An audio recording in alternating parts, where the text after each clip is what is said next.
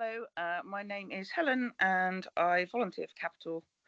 I do lots of different things, but mostly I work with the community groups in Bognor. So I didn't actually want to start volunteering.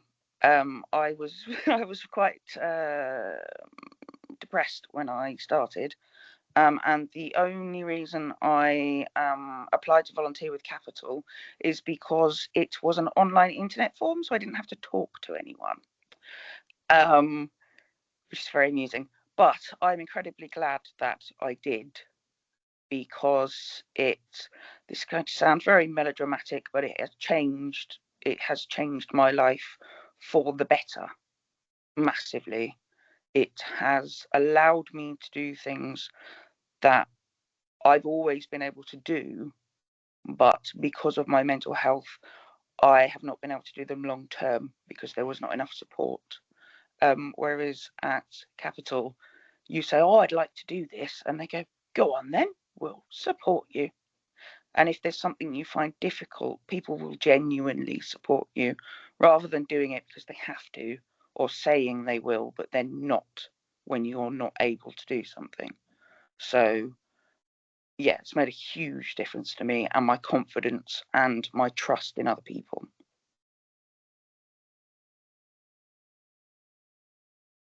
What makes Capital unique is that it is peer led, and it sounds like a catchphrase, but it's not a catchphrase. It genuinely means that when you walk through the doors, you feel safe. When I walked through the doors for the first meeting at Capital, I can still remember it. I felt relaxed and safe, and that's not something I felt for many, many years. And all of the training that external companies do to teach each other to look after each other, to teach you to look after yourself, to teach people how to support each other, to teach people how to talk about mental health.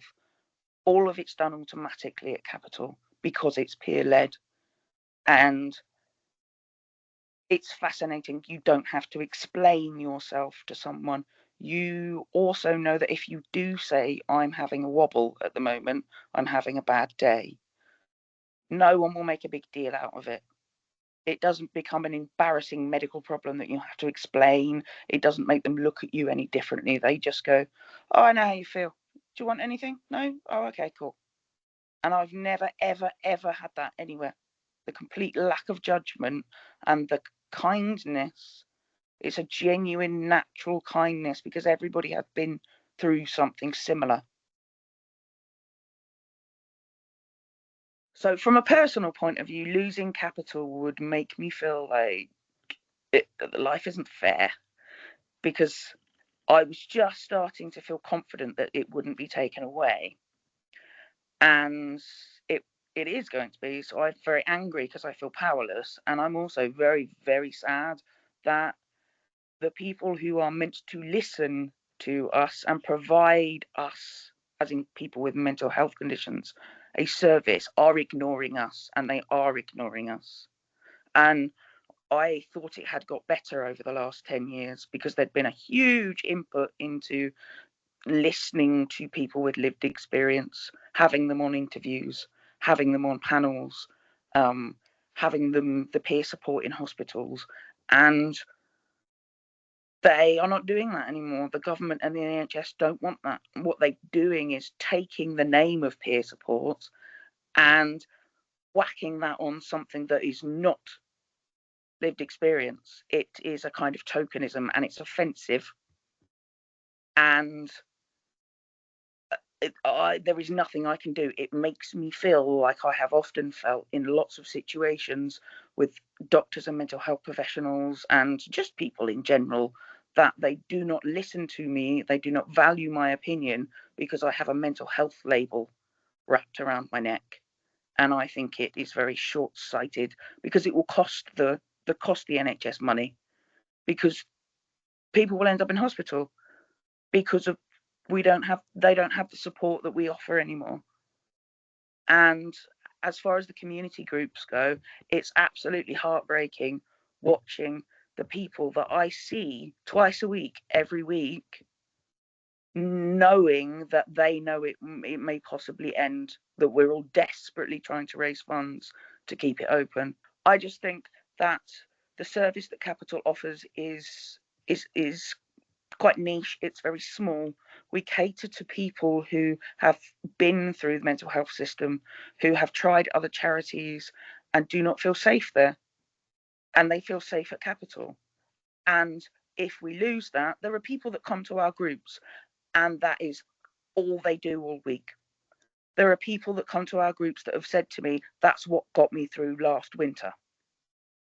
And I can't do anything about it. I can't help them because no one will listen.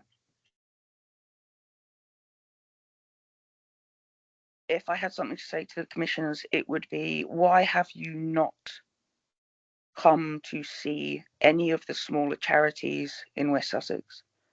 Why have you made this decision without talking to the people that you're making the decision for? And what you are doing is you're invalidating the experiences of your service users by ignoring us. And I am not the only person that thinks this, and Capital as a charity is not the only organisation that thinks this. You are taking away people's choices because you have a mandate that was handed down by someone above you, above you, above you, above you. And that person has absolutely no idea what it's like to need those services. So think again.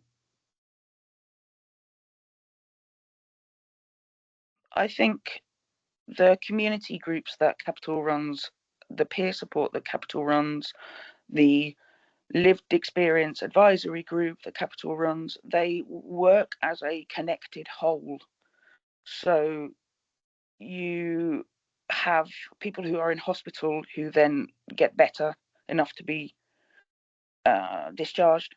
They are then handed over to our community groups. The members then have the option to slowly, at their own pace, with a huge amount of support, grow into becoming volunteers or becoming staff in some cases, or having their voice heard. So Capital is set up as a system that is basically meant to support people to help themselves. And that is what lived experience does. It lived experiences allows people to go at their own pace because the other person that they're talking to has been there and they know what it's like to be pushed too hard. They know what it's like to be given a lot of information that doesn't make any sense, that they're not able to handle. They know what it's like to feel like a burden. They know what it's like to think, I could have done this last year, but I can't do it now. That's what lived experience does. It doesn't belittle people. It gives people the power to help themselves without being told what to do. And we are going to lose that.